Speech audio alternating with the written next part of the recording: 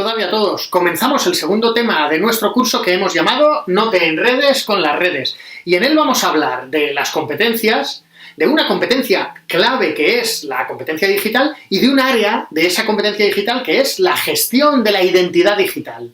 Pero vayamos por partes. Ya vimos en el primer tema que la sociedad está cambiando y con ella, en pleno siglo XXI, también cambia la educación.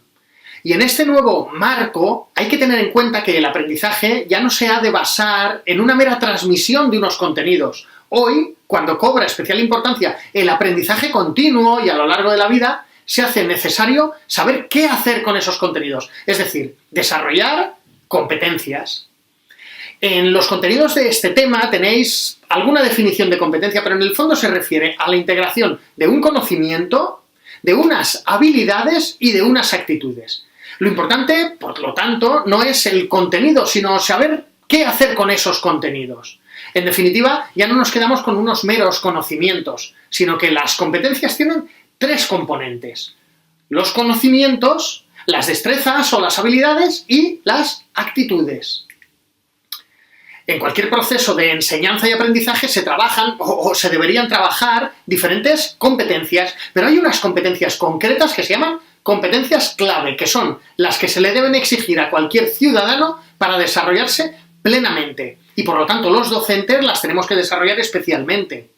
Estas competencias están enunciadas por diversas instituciones supranacionales, como la propia Unión Europea, que propone 8 competencias clave. De todas formas, nuestra legislación toma esas 8 competencias y las adapta a nuestra realidad. Y hoy, en nuestra legislación, se resumen aquellas competencias en 7 competencias clave, que son estas que asoman por aquí.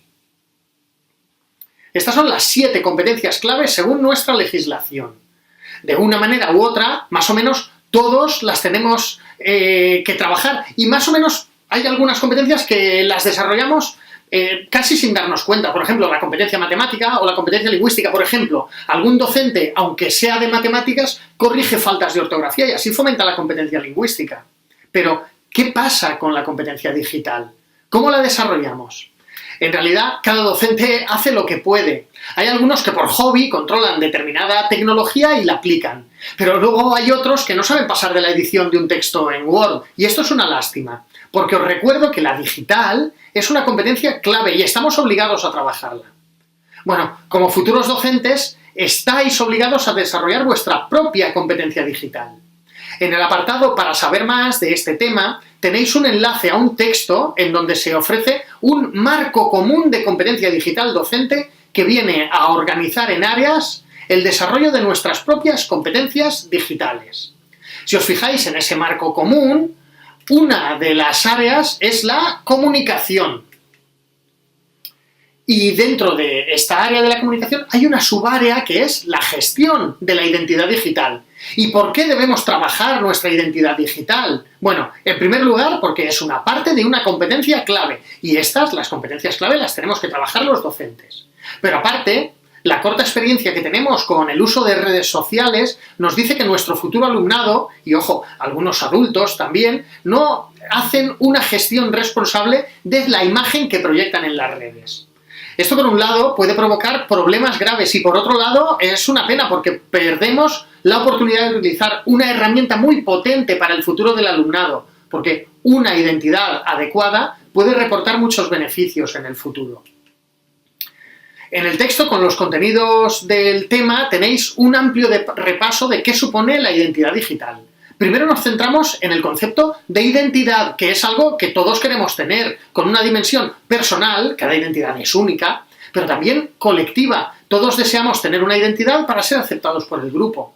Bueno, pues hoy Internet actualiza ese concepto de identidad gracias a la gran cantidad de datos que arrojamos a la red. Datos de todo tipo. Echad un vistazo a la clasificación que propone Bruce Schneier, que la tenéis en el tema. Y todos esos datos que la red toma de nosotros van dejando un rastro. A partir de esos datos, Internet puede definir cuál es nuestra identidad de una manera mucho más fiel que cualquier otro medio. Si buscamos información sobre un libro, si hacemos una compra, si publicamos un comentario en Facebook, o si escribimos un blog, o si nos etiquetan en una foto, todo Todo eso deja rastro y va definiendo nuestra propia identidad. Y todos estos datos, algunos de ellos ocultos o incluso algunos datos desconocemos que los estamos aportando a la red, yo los suelo agrupar utilizando la matriz de la ventana de Johari, que se suele utilizar para determinar el grado de comunicación de una persona dentro de una colectividad, pero que si nos la llevamos al terreno digital explica perfectamente de qué manera podemos arrojar datos a la red. No me detengo en la ventana de Johari, pero echarle un vistazo en los apuntes y la repasaremos en clase. En definitiva, llegamos a la conclusión de que el uso de redes es positivo, y yo diría incluso que es hasta necesario, pero es fundamental que conozcamos los riesgos los riesgos que se pueden derivar de ese uso de las redes. No para generar miedo, sino para optimizar el uso de las redes. Aquí vamos a centrarnos en 4 de esos riesgos. En primer lugar, el ciberbullying, que es el acoso de toda la vida, pero usando medios digitales.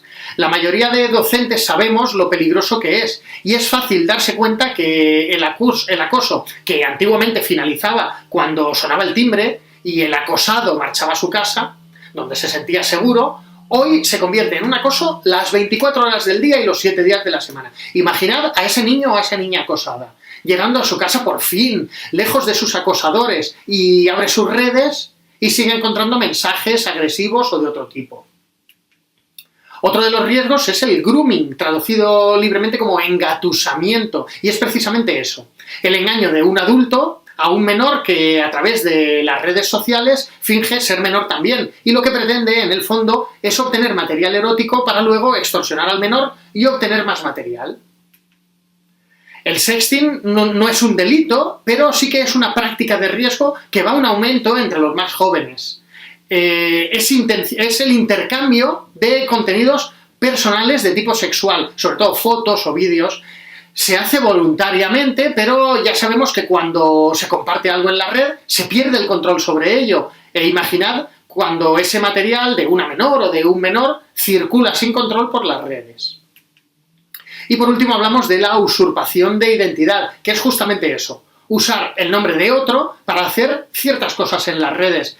Es demasiado común que entre los más jóvenes se creen, por ejemplo, un perfil falso para contactar con otros conocidos o bien obtener información o bien simplemente gastar una broma. Pero ojo, porque esto puede provocar problemas.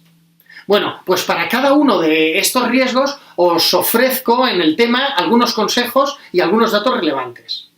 Y bueno, hasta aquí el segundo tema del curso. Lo seguiremos trabajando en clase.